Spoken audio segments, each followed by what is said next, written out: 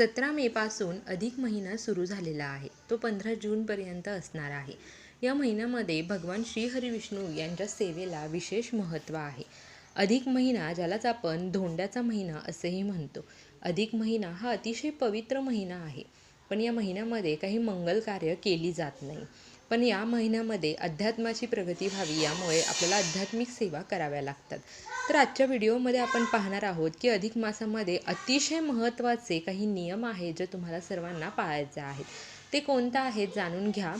श्री स्वामी समर्थ. मी Priyanka's all content या चॅनलमध्ये मी तुम्हा सर्वांचं मनापासून स्वागत करते. तुमचा आजचा दिवस शुभ जावो. स्वामी महाराज तुमच्या सर्वांच्या सर्व चांगल्या इच्छा पूर्ण करो ही प्रार्थना मी त्यांची चरणी करते आणि व्हिडिओला सुरुवात करते. नंबर 1. अधिक महिना हा पवित्र महिना आहे. या महिन्यामध्ये भगवान विष्णूंच्या उपासनेला विशेष महत्त्व आहे. या महिन्यामध्ये तुम्हाला ओम नमो भगवते वासुदेवाय या मंत्राचा जेवढा जास्त होईल तेवढा जप करायचा आहे. हा जप केल्यामुळे मानसिक शांती आणि पुण्य याचा लाभ आपल्याला मिळतो. नंबर 2. भगवान श्रीहरी विष्णूंनी सांगितलेलं आहे की अधिक महिन्यामध्ये आपल्याला भूमिशयन व्रत करायचं आहे. म्हणजे काय, तर आपल्याला बेडवर झोपायचं नाही आहे, गादीवरती झोपायचं नाही आहे, तर संपूर्ण महिना पूर्ण होईपर्यंत फरशीवरती तुम्ही सतरंजी, घोंगडी किंवा चटई टाकायचा आहे आणि त्यावरती तुम्हाला झोपायचं आहे. तुम्ही दुपारी जरी झोपलेत आणि संध्याकाळी जरी झोपलेत तरी तुम्हाला हा नियम पाळायचा आहे. मला गादीवरती किंवा बेडवरती बसायचं नाही आहे.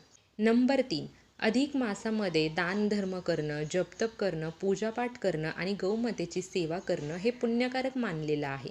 त्यामुळे तुम्हाला अधिक मासामध्ये रामायण, भगवद्गीता यासारख्या धार्मिक ग्रंथाचं दान करायचं आहे आणि हे या महिन्यामध्ये खूप शुभ मानले जाते. नंबर 4. अधिक महिन्यामध्ये दीपदान करणं, वस्त्रदान करणं याला खूप महत्त्व आहे. त्यामुळे तुम्हीसुद्धा अधिक महिन्यामध्ये वस्त्रदान आणि दीपदान नक्की करा. नंबर 5. अधिक महिन्यामध्ये तुम्हाला 33 संख्येमध्ये अनारसे असेल, बत्तासे, खारका, सुपारी किंवा फळ हे तुम्हाला पात्रासह दान करायचं आहे. हे तुम्हाला जावयाला दान करायचं आहे. पण हे जावयाला दान करणं नाही, तर हे तुम्हाला एखाद्या मंदिरामध्ये गुरुजींना किंवा एखाद्या गरजू व्यक्तीला दान करायचं आहे. नंबर 6. तुम्हाला अधिक महिन्यामध्ये एक टाईमच जेवण करायचं आहे. त्याचप्रमाणे तुम्ही गौमातेला सुद्धा ग्रास खायला घालू शकता किंवा एखादं जोडपं तुम्ही बोलवायचं आहे आणि तुम्ही त्यांना दुपारी किंवा संध्याकाळी जेवण द्यायचं आहे किंवा एखादी सवाष्ण स्त्रीला तुम्ही एक टाईम जेवायला घातलं तरीसुद्धा ते खूप खूप शुभ आहे. नंबर 8. अधिक मासामध्ये तीर्थक्षेत्री स्नान करण्याला विशेष महत्त्व आहे.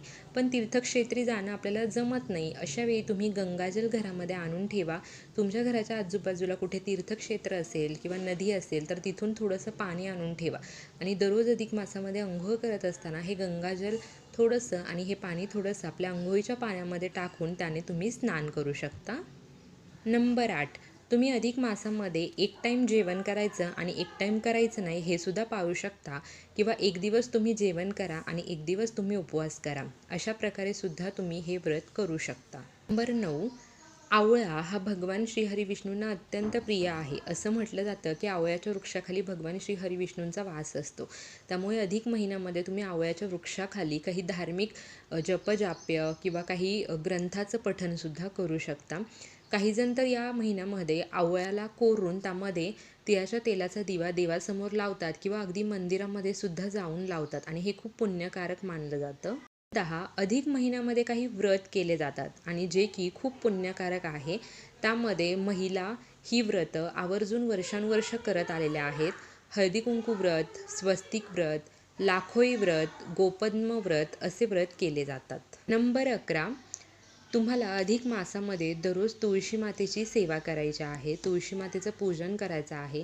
एखाद्या सवाष्ण स्त्रीला तुम्ही घरी बोलावून दररोज तिची ओटीभरण करू शकता. तिला तुम्ही चहा किंवा दूध तिच्या आवडीचे जे पदार्थ आहेत ते तुम्ही तिला पाजू शकता. हे तुम्ही तिला सकाळ संध्याकाळ पूर्ण अधिक मास जरी पाजलं तरीसुद्धा अतिशय उत्तम आहे. नंबर 12. अधिक मास पुरुषोत्तम मास म्हणून ओळखला जातो. जगन्नाथपुरीच्या प्रदेशाला पुरुषोत्तम क्षेत्र म्हणतात. पुरुषोत्तम महिन्यामध्ये अधिक महिन्यामध्ये इथे भेट देणं अत्यंत शुभ मानलं जातं.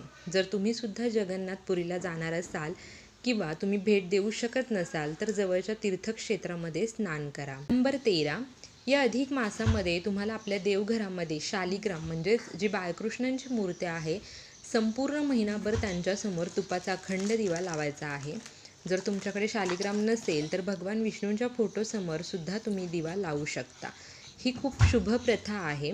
यामुळे आपल्या सर्व जन्मातील पापाचे क्षालन होत असते आणि आपल्या आयुष्यामध्ये सुख, शांती, समृद्धी येते. नंबर 14, अधिक मासामध्ये तुम्हाला दररोज रामरक्षा स्तोत्राचं पठण करायचं आहे. विष्णू सहस्त्रनामचं पठण करायचं आहे आणि याला अत्यंत शुभ मानलं जातं.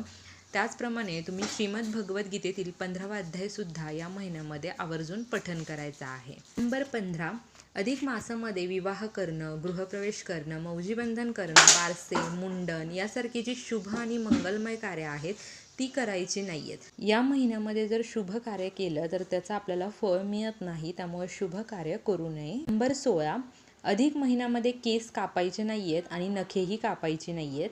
नंबर 17, अधिक महिन्यामध्ये सात्विक जेवण करायचं आहे. तामसिक पदार्थ, कांदा लसूण असेल, मांसाहार असेल, हे पूर्णपणे आपल्याला वर्ज करायचं आहे. नंबर 18, अधिक मासामध्ये लेक आणि जावयाला भगवान श्रीहरी विष्णूंचा म्हणजेच लक्ष्मीनारायणाचा जोडा मानला जातो.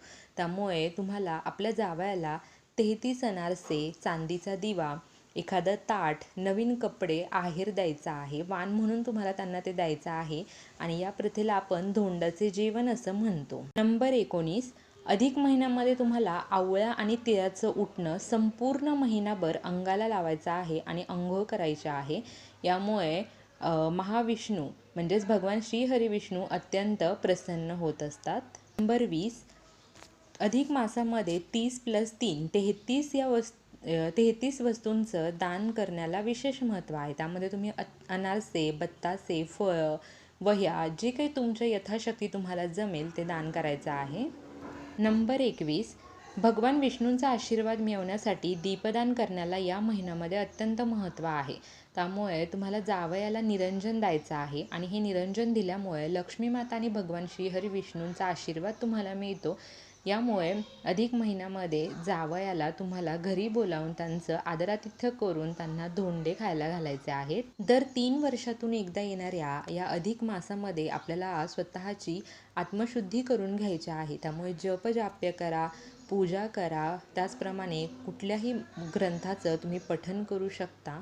माहिती आवडली असेल तर चॅनलला सबस्क्राईब करा, व्हिडिओला लाईक करा, कमेंट बॉक्समध्ये ओम नमो भगवते वासुदेवाय लिहायला विसरू नका. Shri Swami Samarth. Bless you all.